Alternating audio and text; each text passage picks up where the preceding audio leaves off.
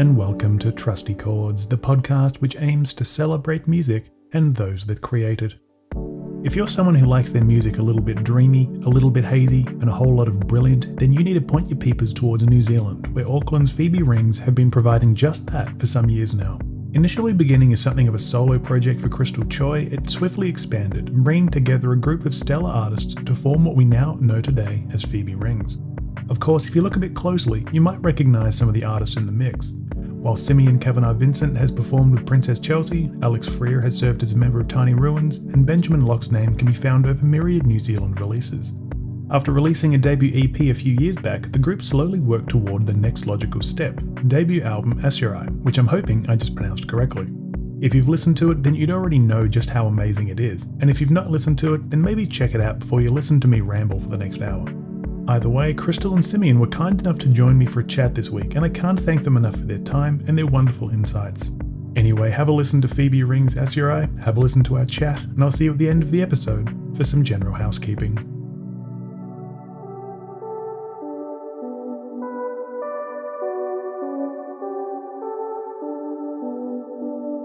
Crystal and Simeon, thank you very much for joining this episode of the Trusty Chords podcast. Thanks for having us. Of course. Of course, it's a pleasure to have you on board. But I guess for those who don't recognise your names, could you give me a quick few words on who you are and why we're chatting today? Would you like to go first, Simeon? Sure, yeah. My name is Simeon. I am the guitarist and sometimes keyboard player for Phoebe Rings. Why are we're talking today? Because we have an album coming out. Yeah, I don't know if there's much more than that. That's the gist of it, I think. Yep. My name is Crystal, and I am the main keyboard player, and I also sing in Phoebe Rings. Amazing. I always like it when it's nice and concise. It really makes for a nice, easy start to everything. But I guess before we talk about, Phoebe Rings and we talk about, the album and everything, what I'd love to do at the start of the podcast is ask my guest where a love of music first formed. So, but obviously both of you will have different answers here, but do you both have a recollection of your earliest memories of when music first resonated at all? I think I don't know. My one, feel like my journey is a funny one because I don't really think that I had a good music taste until I was like out of high school. Like it took me a really long time, and I guess there's like a few people that could say. I feel like I don't have the kind of what was playing in the house when I was growing up is what has influenced me kind of thing. That is like my fun, like nostalgic music, but it is kind of nothing to do with what I like to listen to now, what I like to make. So I kind of don't look too far back for musical influences. It's kind of like from university onwards is kind of where it feels like it started for me. No, that's completely fair. It's always good to sort of like pick that moment to sort of latch onto as opposed to having everything sort of at your disposal in the memories. Yeah. And what about yourself, Crystal? Mine is a way more linear, very long journey. Because I don't know, I think so my parents were working. They were both working, so after kindy I had to go somewhere, so they decided to send me to like a piano academy from when I was really young. So I think I might have been like 3 or 4, so really, really young.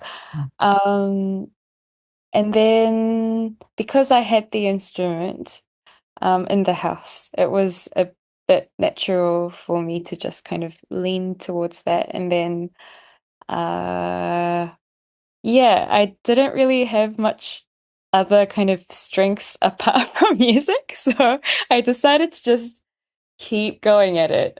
And started off with classical music, but I always liked like old pop music that had some kind of jazz element to it without realizing that it was jazz. And then I realized later on, which made me study jazz and then made me come out of jazz, the long university degree. And then from then onwards, yeah, maybe like Simeon as well, like after uni, I started to kind of explore different genres a little bit more and started finding what I really liked. I always find that university is a really great opportunity for that. Like when I was at uni for a brief time, I studied ethnomusicology, and as a result of that, I was just looking everywhere for different types of music, and it's sort of like it's chalk and cheese looking at the pre-university era and the post-university era. So I'm assuming that you're both a lot like that. But were there any sort of like specific artists that you were sort of listening to around those times that sort of helped guide you on that path to where you may have come today? Did you want to go first, Simeon? Yeah, maybe I'll always go first. Okay. Um, yeah, I guess this will come back um at some point. But a big through line for me is definitely Sufjan Stevens is definitely a huge artist for me. And I think particularly um just in that's like a lifelong kind of one for me. As far as stuff that is like closer to what I make, I feel like I wish I could make music like that, but it just feels like untouchable to a degree. So there's stuff that I kind of gravitate towards. I think a big thing for me is like listening to something and not understanding how it was made. I think there's like a lot of music I used to listen to when I was younger, a lot of like kind of rock music, a lot of metal, and there's a lot of quite simple instrumentation, and you can just kind of hear and understand how it was made. What I really love is when I listen to something and I'm like, there's just no way if I sat down for a year, I could recreate this. That's like the stuff that really kind of gets my ears going. In terms of what that looks like for artists, big fan of FK Twigs for that. The production is really awesome. Big fan of there's a great Nala Sinefro. I'm never going to pronounce that correctly. I think I have the same trouble, but I know exactly who you're talking about. Yeah, great harp jazz album that's just like it's just like this beautiful organic thing that exists that I don't fully understand. I really like kind of gravitate towards that stuff a lot more these days. Cool. Crystal, and what about you? Um, I think hmm, I tend to like things that mm, it's really hard to explain in words because I think how I like it is it has the specific kind of mood or like atmosphere. It's very to do with atmosphere. So it kind of needs to put me in somewhere that's normally not like the reality that we live in. Um, but anyway, I don't know. I would say, just coming back to what you were saying about university, like, you know how there was like the pre-university and post-university. I reckon there's also a during university. And I think during university, I was listening to very like heavy kind of jazz, and then post-university, I got a bit tired of it and then started listening to Stereolab. And then they were a bit of a gateway, I think, for me to get into things with outside of jazz that still had elements of jazz music, but and like the drums, I'm sure the drummer is like a jazz drummer, it has that kind of really free-spirited drum playing. But yeah, but then the vocal lines were a bit simpler and it yeah, I think it got me away and away out of the jazz world. It's always nice to have that sort of transformative musical experience that does sort of like opens up all these different worlds and everything. Although I'm starting to sound really sort of pretentious when I say that, but what that's leading me towards is so the start of Phoebe Rings. So from what I understand, and correct me if I'm wrong, Crystal, it sort of started as a bit of a solo project for yourself. Is that correct?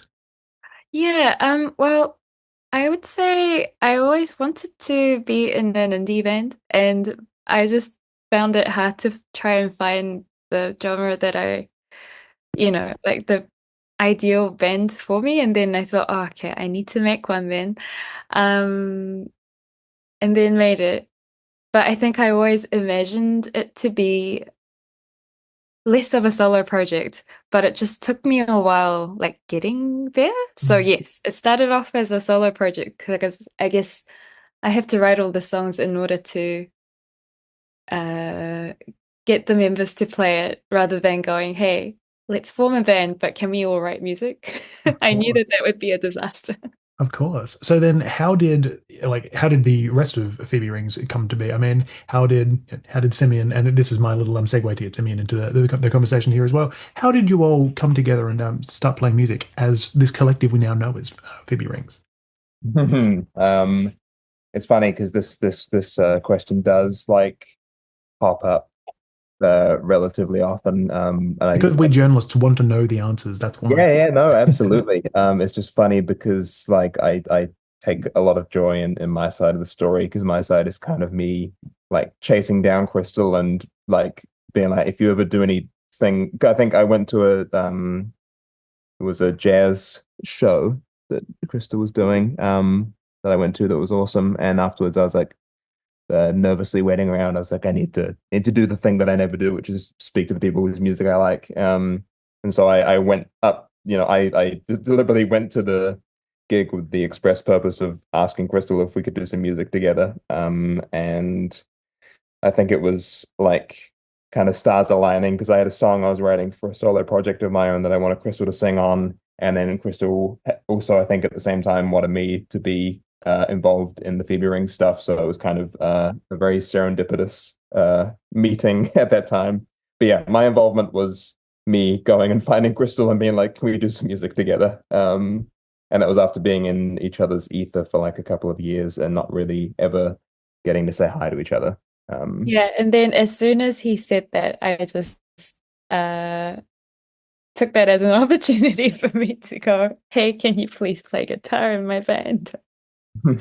So basically, it was always meant to be with these sort of like, disparate sort of desires for musical joining. I'm just talking rubbish now, aren't I? But I guess that leads me also into, obviously things started out sort of being sort of solo for yourself, Crystal, but then it evolves into a band. So was there a particular vision that, you had at the start of things compared to when it became more of an ensemble? Like, did that vision change or has it always been relatively constant? It just went, I would say it wasn't the clearest vision, but it just got clearer and clearer with the band. That vision came, it was at its blurriest after graduating university. I no longer wanted to become a jazz pianist. And then I thought, I want to be in an indie band. And then through uh, playing in other people's band as a session player, and through touring, I guess, with them in different countries, I realized that there are all these really amazing, diverse music happening all around the world. And I was, I guess, refining, just, I guess, just finding lots of different music. And yeah.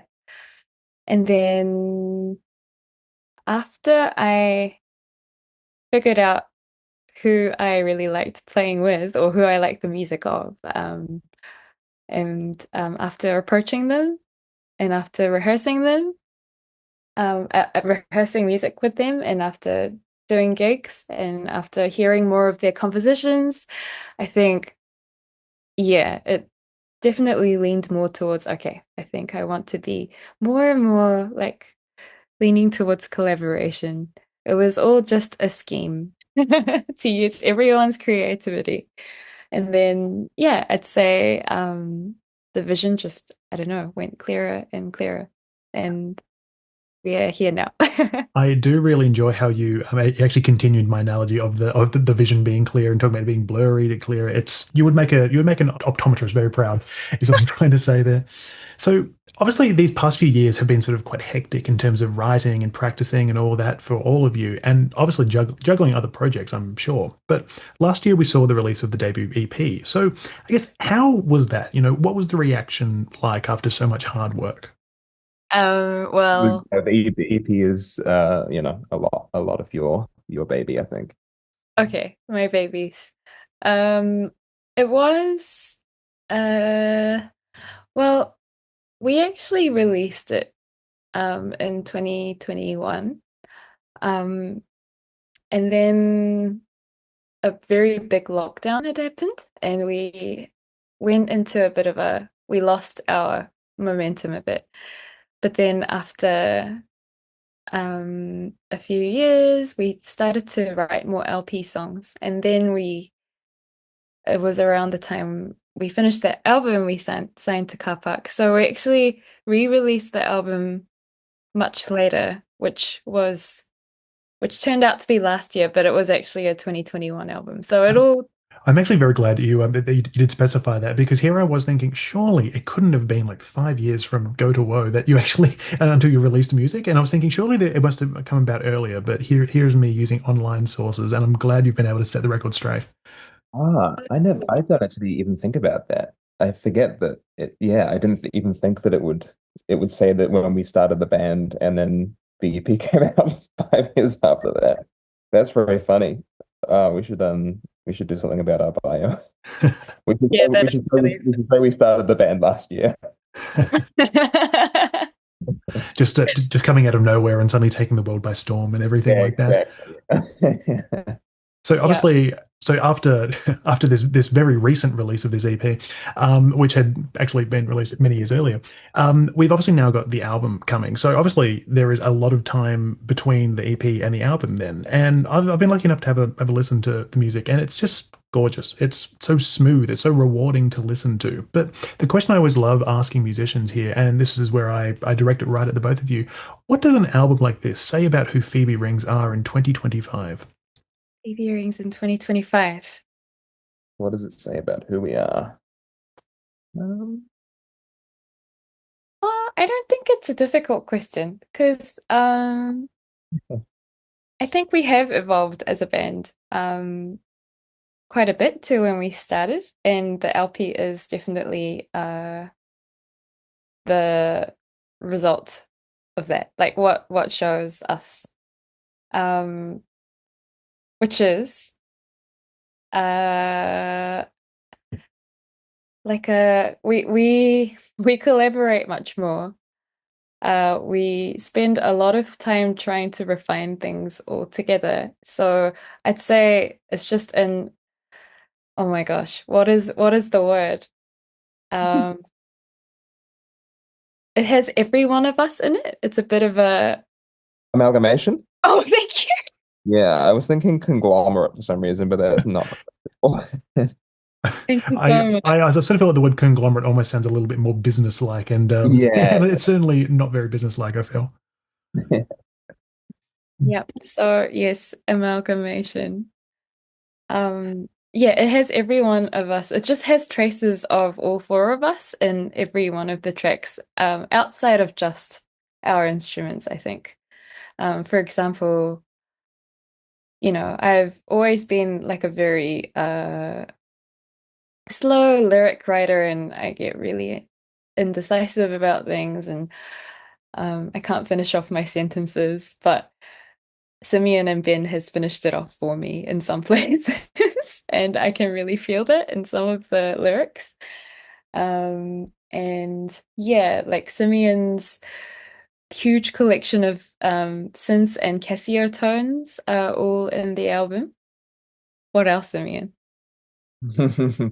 Um, yeah, I think like it's not just necessarily what we do as individuals, but I think more and more like and I certainly I've never been like a real like instrumentalist. That's not been like the thing that I really dedicate my time to like honing, but through playing so much, it is like you can definitely notice kind of the unspoken things that kind of happen the more you play together and the more we were like, we were kind of rehearsing the album a little bit, like rehearsing and refining and arranging and stuff like that. And it's not just kind of what we do as individuals, but also how we play off each other and things like that. I think there are especially live. I know there are things that have changed over time, that you might notice. I might notice Alex doing something, and pull into that, or notice Crystal's. There's just like what we do together and how that's not often decided upon beforehand. It just kind of happens. I think that's like a lot of what I've taken from this process for sure. Plus, I would feel as though the whole process feels much more communal and representative of who you all are if you're able to do something like that as well. And it would definitely feel a lot more, I guess, validating and enjoyable for you all, right? Yeah, Yeah. definitely. So you also mentioned the live front before, and there have been plenty of amazing live shows. Also some stellar supports as well, because there's the upcoming US tour alongside your good pals, the Beths. I mean, how is that feeling? Is the US audience ready for Phoebe Rings? I Um, hope so. yeah, I think I know for me, nowhere outside of New Zealand kind of exists until I get there. Um, no, I'm aware, I've got family overseas and stuff like that, but it's like kind of unbelievable. Going to Taiwan was like really unbelievable. And I've been to the States 3 times now on tours, or two Mhm. times. But it's still like nothing compares to touching down in another country. So I just like the show. It's almost like a surprise when it becomes time to play a show. Yeah. Um, yeah, it's like all of a sudden, it's like, oh, that's what I'm here to do. I forgot that I came all this way to do this thing. And I think the Beth's crowds are so lovely. They're like some of the most receptive, respectful, beautiful, lovely people to ever attend a show. And I think they will love us. I hope they will. Look, I am just hugely proud of everything you guys have been doing. I mean, like for like when you look at all these sort of accomplishments that you've managed to sort of achieve over these past few years, how does it feel? Like, does it feel a little bit sort of like dizzying that it's all sort of come so far for you all, or are you still just sort of like we're just chipping away, we're just going to keep taking it all one day at a time? Um, Honestly, because the album, it's been such a long time. It almost just doesn't feel real. Because, just probably you've heard from a lot of other artists. Um, the process of releasing an album, it takes quite a long time.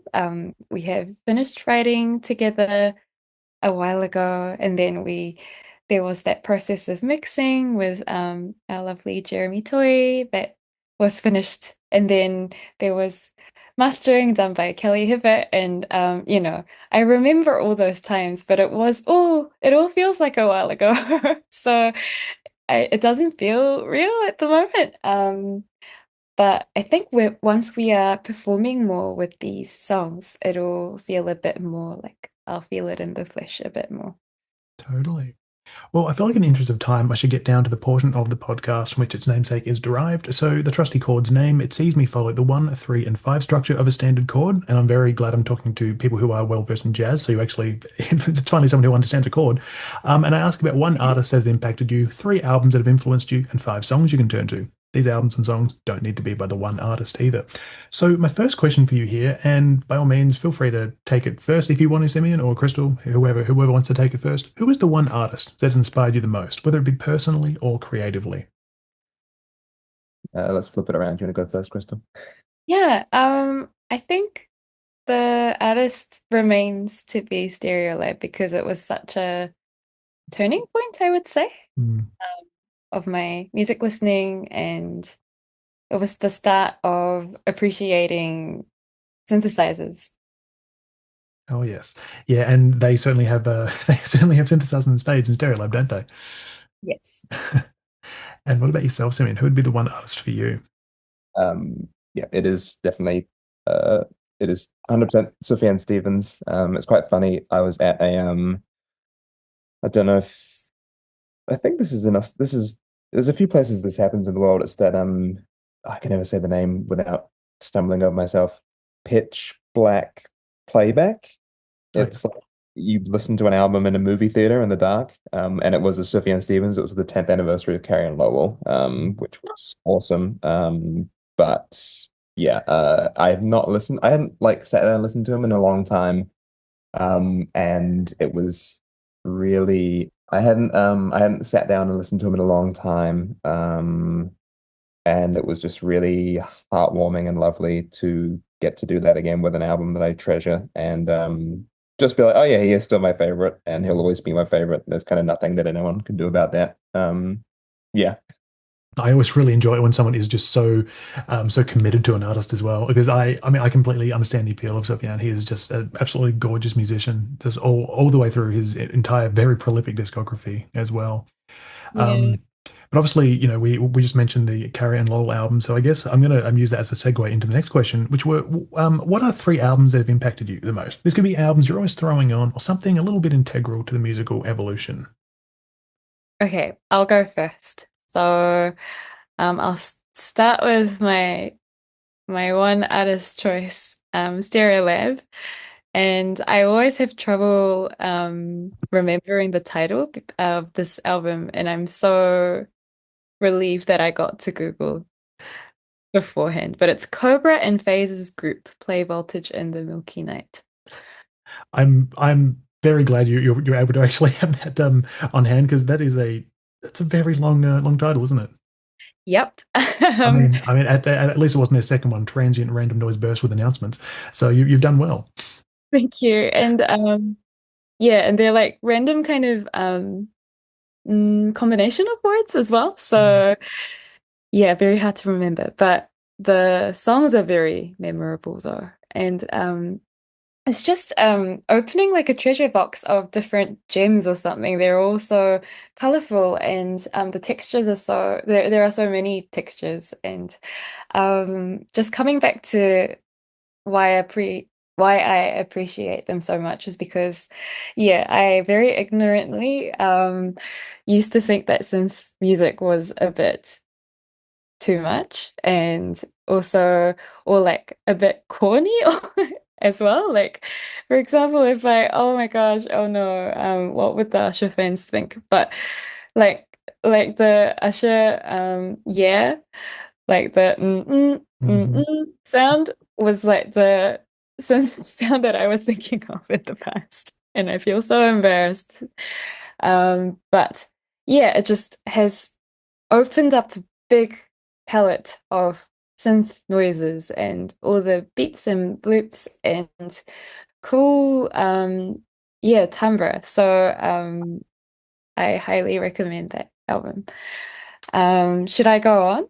Oh, you can go on, or if you want to take it one by one, it's totally up to the both of you. Okay, I'm gonna just list them. Okay. So the second one is Tiny Ruins. Uh, our New Zealand's very dear um, folk artist.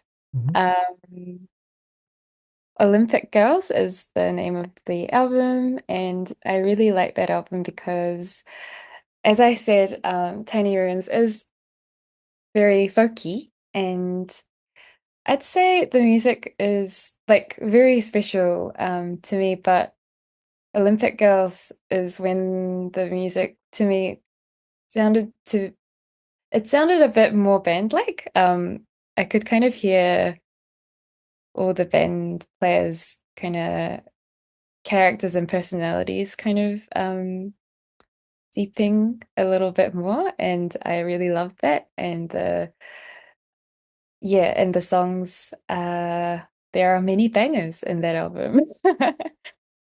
And what And would the third one be? third one is a classic. It's Gets Gilberto. Um, Mm. it's a bossa nova album by Stan Getz and Joao Gilberto, and has Astrid Gilberto as well.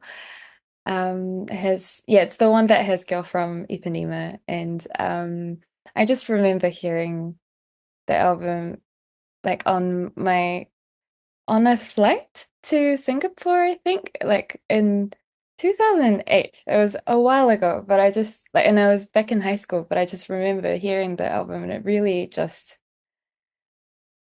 It just felt like I was in a lagoon or something. It was just such Very refreshing and freeing, isn't it? It's very it's yes. a gorgeous album. It really It is. is a really gorgeous album and it's just so mellow and the piano playing is so gorgeous and yeah, all the songs were so beautiful. So yeah, those are my three. And Simeon, what about your three? What would they be? Um, I will start with yeah. There has to be a Sufjan album first, which is Age of Adz. I remember hearing a song that was just like I think it was just like this is in high school, so it was like people were throwing MP3s at each other and stuff like that. There's no major streaming or anything yet, so I just have this kind of flash drive full of random songs from friends, and I'm finally developing somewhat of a good music taste. And I heard the song and it like captivated me. And it was like maybe a couple of months later, I was completely obsessed. Only to find out that I had missed a show that he played at the town hall like February that year. I was very devastated about that. But yeah, Age of Ours is just like the perfect album. And it ends with a 25-minute song, which is just the kind of thing that I love. I got a really badly inflated view of like what an album is from Sufjan because all of his albums are like 50 minutes to like an hour and a half. Of course. And plus, I mean, he started the whole 50 States project, and I mean, he never finished it. So maybe that's a task for Phoebe Rings.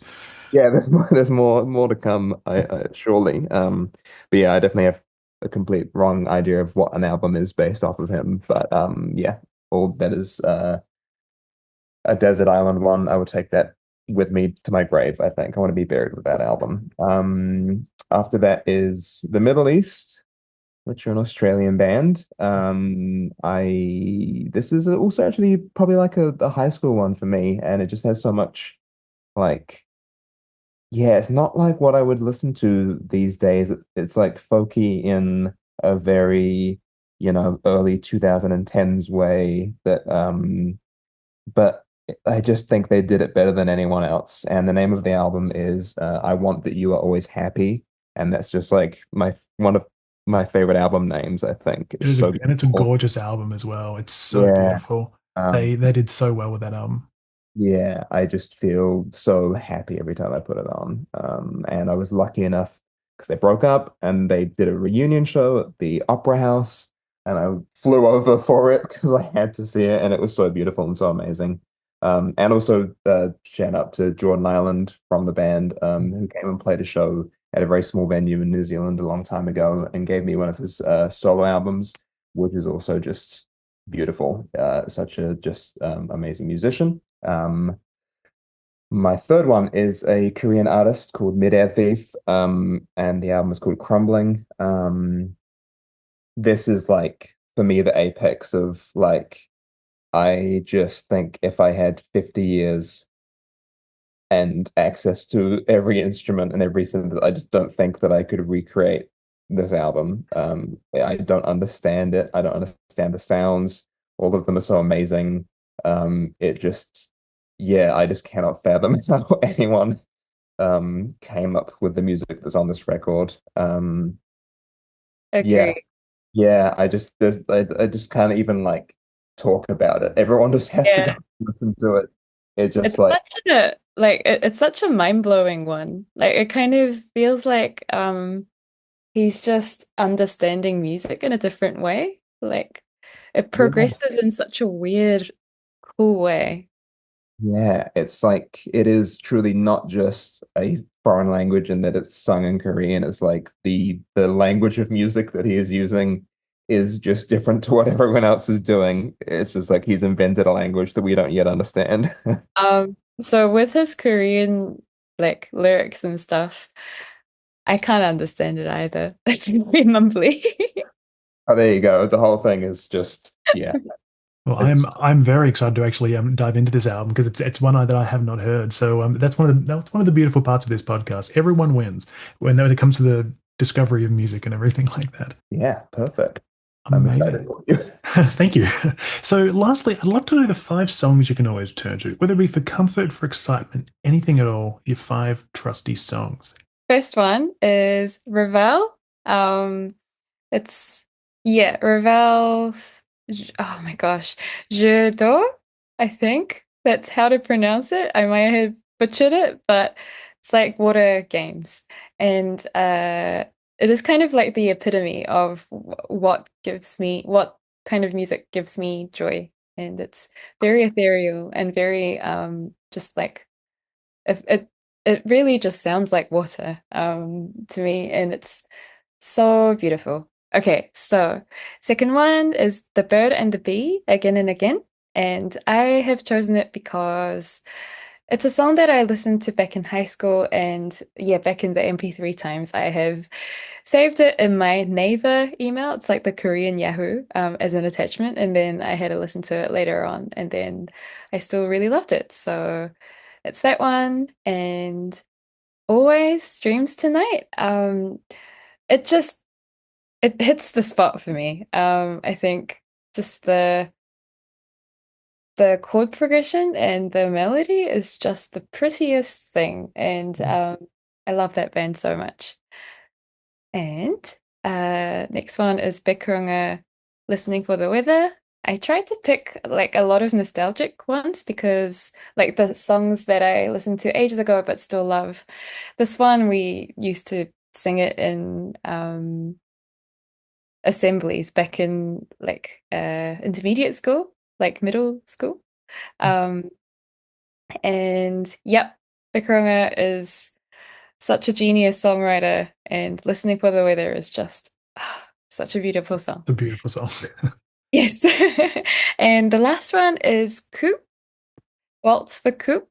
And Coop is they're a jazz kind of electronica kind of duo from Sweden, and again very randomly found it when I was just kind of going music blog kind of hunting back in high school, and heard the song, and it had a very mesmerizing kind of vibe to it, and the vocalist had a really beautiful voice, and I had to listen to it recently, and I still really love it. It's always nice when you're able to still like something, years after getting into it, isn't it? It's nice to know that that fascination for the music still remains. Yeah, it was like a I wasn't wrong kind of moment. Exactly. It's very validating. Yes. And Simeon, what about yourself? What would your five songs be? Okay, so first one is going to be Skeleton is Walking by Blake Mills, off of his album Jelly Road, purely just because it has one of the most like just emotive, beautiful guitar solos of all Mhm. time. He's like unmatched on guitar. It's just like it feels such a sigh when that song starts. It's makes me very, very happy. So I could listen to that like on repeat, I think, and that's not something I can do very often. Number two is Cellophane by FK Twigs. Yeah, this song, I don't know, just kind of like broke me when it came out. It's just so beautiful. It's so like truly the definition of haunting. It's just yeah. I don't know what plane she is operating on to be making stuff like that. Um, Number three is Sunset Village by Beverly Glenn Copeland. The album Keyboard Fantasies is just a really fun synthesizer album, and just it's the songs are all quite long and they take their time, they don't rush, and they really settle into a really nice feeling, which I think is like a big thing for me with music, is not necessarily uh how complicated the chords are or how impressive the lyrics are. It's just like, does it evoke a feeling? And every song on that album does. But yeah, Sunset Village is awesome. Number four is Sit Around the Fire by John Hopkins off of an album called Music for Psychedelic Therapy, and it uses like an old talk from Ram Dass. And it's just like I'm not like a super spiritual person, but it is just like it makes you it makes you feel very spiritual. Yeah. It's just this beautiful meditation. Um, and yeah, it's like it's just him saying really, really lovely things, and it's like, quiet the mind, open the heart. And it's just like really, really nice. It just like really calms me down. And the last one, I'll do an album that came out this year, the song Thank You for Recording by OK Lou. I've just been obsessed with this album because the melodies, and it's not just one melody, it's like two or three different melodies going over the top of each other. And yeah, Thank You for Recording. It's just like really empty. There's not a lot of drums on the album, especially not on the song, but there's just so many interweaving melodies that it just tickles the eardrums. These are truly some amazing choices, and also some choices I'm very excited to get into, because especially hearing how passionate you both are about some of them as well, I'm really looking forward, because every week when I do these podcasts, I always put all the songs into a bit of a playlist and I have a listen to them. So I'm very excited to listen to this week's choices. So I think I need to say, to wrap things up, Crystal and Simeon, I want to say thank you so very much for your time today and for being part of the Trusty Chords podcast as well.